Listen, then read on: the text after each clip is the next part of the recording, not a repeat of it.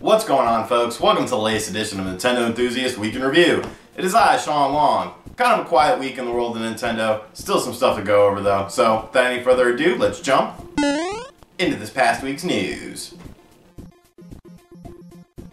Alright, so something that's interesting that's been floating around the internet is that there is a Metroid prototype in development for the Wii U and the 3DS, which would be the first we've heard of a Metroid on the Wii U. We've heard things about the 3DS, of course, with Federation Forces and whatnot, but we haven't heard anything about the Wii U. So, Tamaki did some stuff from an Unseen 64. He did an exclusive for another Nintendo site, saying that basically there is a prototype. Now, how far along it is, if Nintendo's going to pick it up, you know, that's all sort of just speculation, but it's very interesting to think about because we really don't know what 2016 holds. Are we going to see the NX in full force like a lot of people think?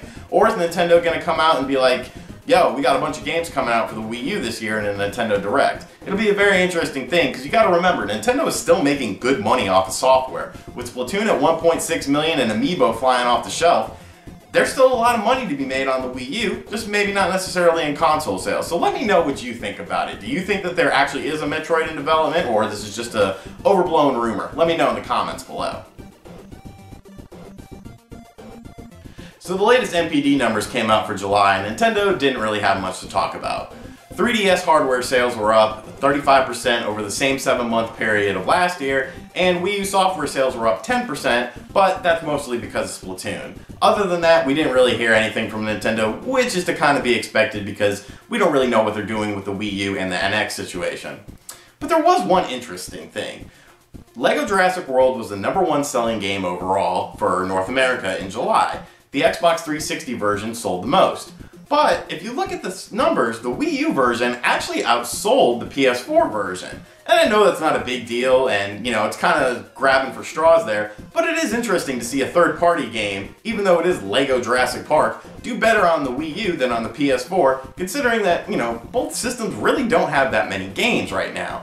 So, I don't know, is that a big deal? I kind of think it's funny, but, you know, it's kind of interesting at the same time. This week's Retro Game of the Week is brought to you by PunchOutGaming.com. From retro gaming to modern, PunchOutGaming.com has you covered. Join their Facebook group for the best sales as well. Link in description. This week's Retro Game of the Week is probably the best Game Boy game in my opinion. It's definitely the one I spent the most time with, definitely the one I had the most fun with. Super Mario Land 2, The 6 Golden Coins. It introduced Wario, had a really cool layout, really innovative levels, and there really wasn't anything like it in the world of Mario before this came out. This really set the precedent for how crazy and kooky Mario games could be, so a lot of these newer games that have all these different sort of levels and stuff really have this game to thank for that. Great game, awesome music. I definitely recommend you pick up this game if you own a Game Boy or a Retron 5 or anything that can play a Game Boy game. Retailer exclusive amiibo are kind of a pain in the ass, and it looks like Dr. Mario is going to be a Target exclusive. Bit of sleuthing turned up that only place really taking reservations for the game was Target. A lot of other websites such as Toys R Us, Best Buy, they're not even listing the Dr. Mario amiibo, so there is a good chance it'll be a Target exclusive. Me personally, I don't care. I don't really like amiibo. I think it should be like a Rite Aid exclusive and sold only in drugstores because that would be funny and that would make me laugh. And I like laughing, so maybe Nintendo should do that. Put them in a drugstore. Dr. Mario throwing pills at you, you know, all the crazy pill heads in the world. They dig that, man. There'd be a lot of money to make there. So, I don't know. For amiibo collectors, I hope it's not a Target exclusive, but it sure is looking that way. And the final bit of news is something I know you guys are really looking forward to hearing about. I got a new hat. As you know, the Raiders hat is what I usually wear, but I think I'm retiring it, man. I think this is going to be for casual stuff. You know, maybe it'll make an appearance in the video, but we got the Dry Bones official hat right now. You know, legit, official Nintendo product. They actually sell these at Nintendo World. I picked one off of eBay, and this is a badass hat. I mean, it's Dry Bones. Dry Bones is a cool dude. So, yes, I got a new hat. I told you, it was quiet in the world of Nintendo this past week.